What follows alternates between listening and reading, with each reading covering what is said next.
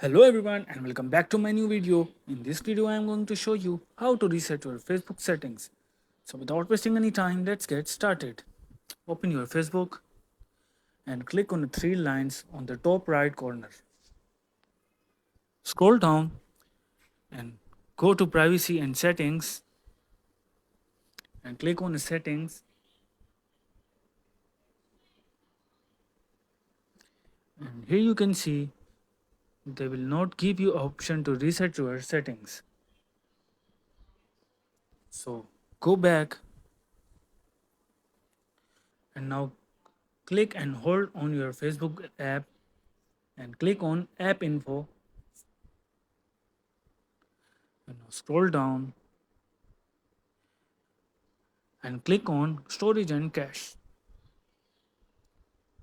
and now click on clear cache.